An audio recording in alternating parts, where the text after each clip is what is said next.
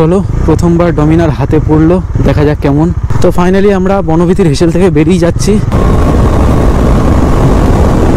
দেখো উপর আর একদম জায়গা নেই, ট্রাকগুলো ঢুকছে পুরো ব্লক। ও শিট বাবা, আমার যাওয়া পুরো ধুলো উড়িয়ে উড়িয়ে বেরিয়ে গেল। এরকম রাস্তায় আসলে শুধু একটাই গান মনে পড়ে, এই পথ যদি না শেষ হয় তবে কেমন হতো তুমি বলো তো। আরে ভাই না, আর বলবো না, আর বলবো না। So hello everyone, good afternoon. আশা করছি তোমরা সবাই ভালো আছো। আর একটা নতুন ভিডিওতে তোমাদের সবাইকে স্বাগত জানাচ্ছি। তো এখন আমি রয়েছে হচ্ছে শান্তিনিকেতন বোলপুরে। এর আগের ভিডিওগুলোতে আমি তোমাদের দেখেছিলাম যে কলকাতা থেকে শান্তিনিকেতন এসেছিলাম বাইক নিয়ে, এবং শান্তিনিকেতন এসে আশেপাশের জায়গাগুলো এক্সপ্লোর করেছিলাম। তো আজকে শান্তিনিকেতন থেকে ফাইনালি কলকাতার দিকে হচ্ছে রওনা দেবো। টোটাল আমাদের কাছে 3টে বাইক রয়েছে। আসার সময় তো এসেছিলাম আমি আমার যাওয়া 42 চালিয়ে, কিন্তু আজকের আমি আমাদের সাথে একটা ডমিনার 400 রয়েছে। তো লাইফে প্রথমবার 400 সিসির কোনো গাড়ি চালাবো। 400 ডমিনার 400টা চালিয়ে দেখবো কেমন কি এক্সপিরিয়েন্স হয়। এখন এখান থেকে বেরোয় ফার্স্টে আমরা লাঞ্চ করবো, লাঞ্চ করেছে তারপরে এখান থেকে বেরিয়ে। কোথায় রেস্টুরেন্টটা দেখো, এই হচ্ছে বনভীতির হেসেল ঘর, উপর থেকে পুরো নিচে। এই হচ্ছে বনভীতির হেসেল। চলো ভিতরে যাই, গিয়ে দেখি। তো ফাইনালি লাঞ্চ করা হয়ে গেল। আর আমার পিছনে তোমরা দেখতে পাচ্ছ এটা হচ্ছে বনভীতি হেসেল, যেটা বলছিলাম।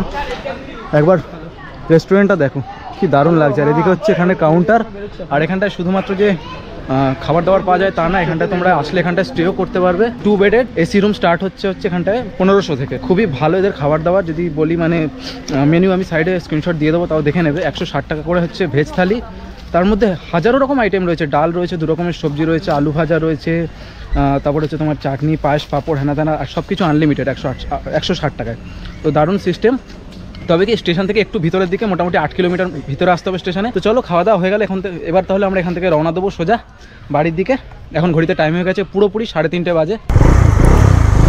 তো চলো প্রথমবার ডমিনার হাতে পড়লো, দেখা যাক কেমন। ভাই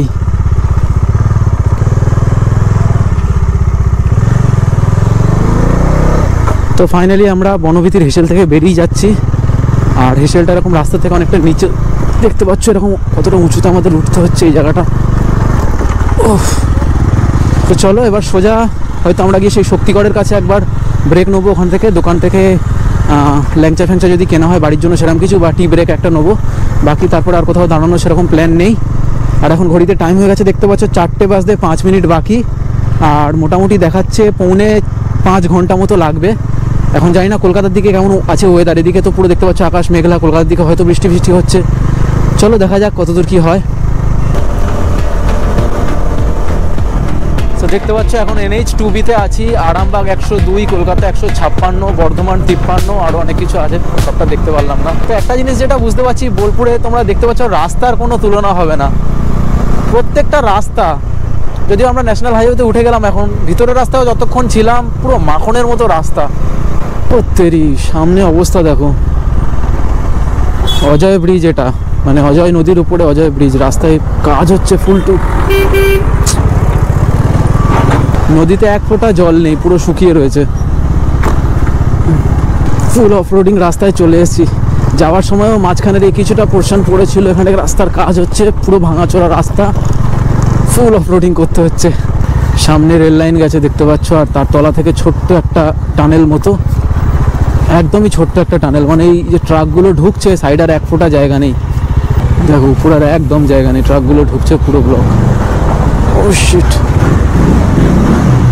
বাপ রে বাপ, ধুলো দেখো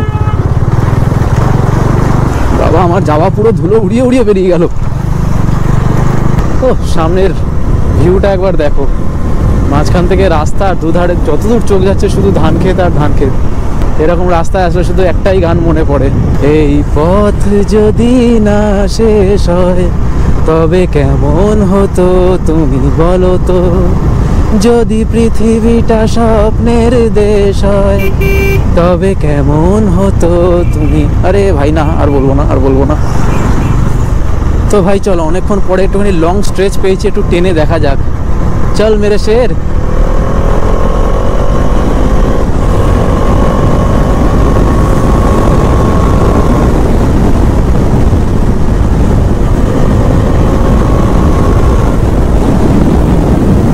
বাবা 113 উঠে গেছিল, কি কুইক পিক আপ।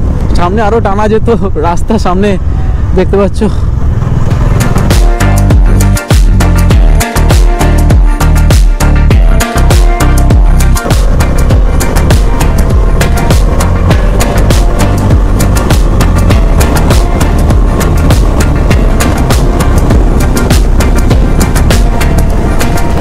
এখন আমরা তালিত রেলগেটে এসে পৌঁছেছি, আর এখানটায় দেখতে পাচ্ছ দুখানা ট্রেন পার হচ্ছে, একটা মালগাড়ির ওপর একটা এক্সপ্রেস ট্রেন রয়েছে।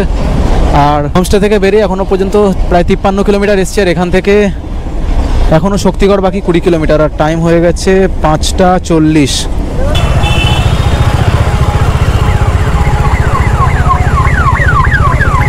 তো ফাইনালি শক্তিগড়ের ল্যাংচা স্টেশন, ল্যাংচা স্পেশাল দোকানে আমরা চলে এসেছি।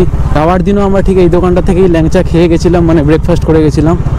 আর সন্ধেবেলা দেখতে পাচ্ছ মানে ভালোই ভিড় হয়েছে, অনেক গাড়ি ফাড়ি দাঁড়িয়ে রয়েছে। যাওয়ার সময় কিন্তু এতটাও ভিড় ছিল না। তো ঘড়িতে এখন টাইম 6:15, আর এখান থেকে হচ্ছে বাড়ি পুরো 127 কিলোমিটার।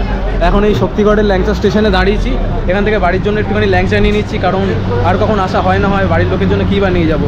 আর একটুখানি টি ব্রেক নিয়েছি, চা খেয়ে নেবো, নিয়ে তারপর ডাইরেক্ট সোজা বাড়ি চলে যাবো।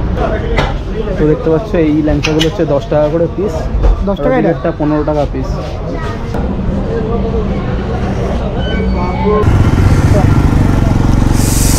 তো ফাইনালি শক্তিগড়ের ল্যাংচা স্টেশন দোকান থেকে আমরা বেরোচ্ছি, আর এখন ঘড়িতে বাজে 7:10। আর ভাই এর সাথে সাথে আজকের আমরা কমপ্লিট করলাম আমাদের ফার্স্ট 100 কিলোমিটার, আর বাকি রয়েছে বাড়ি যেতে হচ্ছে পুরো 100 কিলোমিটার। বোলপুরে যেখান থেকে বেরিয়েছিলাম ওখান থেকে বাড়ি পুরোপুরি 200 কিলোমিটার দেখিয়েছিল। তো যাই হোক, আজকের ডমিনার চালালাম, ডমিনার 400 ফার্স্ট টাইমের, একটা ভালোই এক্সপিরিয়েন্স হলো। কিন্তু যাই হোক না কেন, নিজের বাইক তো নিজের বাইক, নিজের বাইকে বসার পরে সেই ফিলিংসটাই আলাদা, চাহে যত দামি বাইক হোক বা যত হাই সিসির বাইক হোক না কেন। তো ভাই নিজের খিদে পাক না পাক, বাইকের তো খিদে মেটাতেই হবে। লাস্ট অন্তত গত 12 কিলোমিটার ধরে আসছি, পেট্রোল পাম্প লেফট সাইডে একটাও পাইনি, সব রাস্তার উল্টো দিকে পেট্রোল পাম্প, সব রাস্তার উল্টো দিকে। অনেক কষ্টে অবশেষে একটা পাম্প পেলাম, 200 নর্মাল। তো দ্বিতীয় হুগলি সেতুর টোল পৌঁছে গেছি, সামনেই পড়বে হচ্ছে বিদ্যাসাগর সেতু, আর টুক করে এই লেন দিয়ে। তো এই দ্বিতীয় হুগলি সেতু হচ্ছে আমাদের যে কোনো রকম বাইক ট্রিপের এন্ট্রি পয়েন্ট বা এক্সিট পয়েন্ট। মানে যখন যাত্রা শুরু হয় তখন আমরা ওদিক থেকে আসি, এইটাকে পার করে যাই, তখন এন্ট্রি পয়েন্ট হয়। আর যখন মানে যাত্রাটা শেষ হতে যায় তখন হচ্ছে এটা এক্সিট পয়েন্ট, কারণ এটা পার করার পরেই বাড়ি কাছাকাছি চলে এসেছি। তো চলো টাটা, বাই বাই, আবার যাওয়া হবে কোনো ট্রিপে একসাথে। তো এখান থেকে ওরা আলাদা হয়ে যাচ্ছে, কারণ ওরা মাবরিজে উঠে ডান দিকে বেরিয়ে যাবে, আর আমি সোজা বেরিয়ে যাব, ওদের বাড়ি সায়েন্স সিটির কাছেই। তো চলো টাটা, বাই বাই, সি ইউ। তো ট্রিপ মোটামুটি আজকের কমপ্লিট হয়েই গেল। আর এই দেখতে পাচ্ছ বাঁদিকে একদম চকচক করছে আইটিসি রয়্যাল বেঙ্গল, কি লাগছে মাইরিও। প্রত্যেকবারে ট্রিপটা শেষে আর এই মাবরিজের উপর থেকে যাই, আর এটা তোমাদের দেখাই। তো সায়েন্স সিটির এখান থেকে আমার বাড়ি হচ্ছে আর প্রায় 25 কিলোমিটার মতো, আর এখন ঘড়িতে টাইম হয়ে গেছে 10:05। হোপফুলি 40 মিনিট লাগবে ম্যাক্সিমাম, তার মধ্যে পৌঁছে যাব। আরে ভাই আমি তো এটা বলতে ভুলেই গেছি যে আজকে ডমিনার 400 চালালাম, যে তারপর চালিয়ে সেটা কেমন এক্সপিরিয়েন্স হলো সেটা তো তোমাদের সাথে শেয়ার করতেই ভুলে গেছি। তো লাইফে প্রথমবার কোনো 400 সিসির গাড়ি চালালাম, আর আমার কাছে 300 সিসির গাড়ি রয়েছে জাভা, সেই অনুযায়ী পাওয়ার তো অনেক বেশি রয়েছে জাভার থেকে, চাহে ইনিশিয়াল হোক বা চাহে হাই পিক আপ হোক, দুটোই তো জাভার থেকে অনেক বেটার। আর সবথেকে আমার যেটা বেশি ভালো লেগেছে সেটা হচ্ছে ডমিনারের যে এক্সস্ট নোটটা, এক্সস্ট সাউন্ডটা, যেখানে জাভার দুটো সাইলেন্সার দেওয়া রয়েছে সেখানে ডমিনারের সিঙ্গেল সাইলেন্সারের অনেক অনেক মানে অনেক থামটা বেশি, দারুণ সাউন্ড। বাকি মোটামুটি ট্যুরিংয়ের জন্য যেটা তোমরা সবাই জানো, ডমিনারকে ট্যুরিং বাইকের রাজা বলা হয়, সবথেকে বেস্ট ট্যুরিং বাইক, কারণ একদম মানে সেটিং পোস্টারটা খুব সুন্দর ছিল, একদম সবই ঠিক। আর আরেকটা বড় জিনিস, যে জাভায় যা হিটিং হয় সেই অনুযায়ী ডমিনারেও লিকুইড কুলড ইঞ্জিন, কিন্তু ডমিনারে একদম হিটিং হয় না সেই তুলনায়। বাকি আজকের ভিডিওটা তোমাদের কেমন লাগলো তোমরা অবশ্যই কমেন্ট করে জানাবে। আজকের হচ্ছে আমাদের তোমরা দেখলে লাইফে প্রথমবার আমি প্রায় 456 কিলোমিটার হবে টোটাল ট্রিপ আমি করলাম। এর আগে এত বড় ট্রিপ আমি করিনি, জানি যদিও খুব একটা বড় ট্রিপ নয় এটা, এর থেকে অনেক বড় বড় ট্রিপ অনেকেই করে, তো লাইফে আমার কাছে তো প্রথমবার এটা, তাই আমার কাছে বড়। যাই হোক, এর আগে সম্ভবত এই মাসেই আরেকটা এরকম বড় ট্রিপ হতে চলেছে, যেটাও প্রায় এরকম 450 থেকে 500 কিলোমিটারের হবে, এক্ষুনি আমি রিভিল করছি না। আর তোমরা যারা এই বোলপুরের প্রথম এপিসোডগুলো দেখোনি, ডেসক্রিপশন বক্সে আমি লিঙ্ক দিয়ে দেবো, তোমরা চাইলে একবার দেখে নিতে পারো। বাকি ভিডিওটা যদি ভালো লেগে থাকে তাহলে অবশ্যই একটা লাইক করবে, আর চ্যানেলে যদি নতুন হয়ে থাকো তাহলে চ্যানেলটাকে অবশ্যই সাবস্ক্রাইব করে বেল আইকন ক্লিক করে দিও। চলো তোমাদের সাথে দেখা হচ্ছে তাহলে পরবর্তী কোনো একটা ভিডিওতে, ততক্ষণের জন্য ভালো থেকো, সুস্থ থেকো।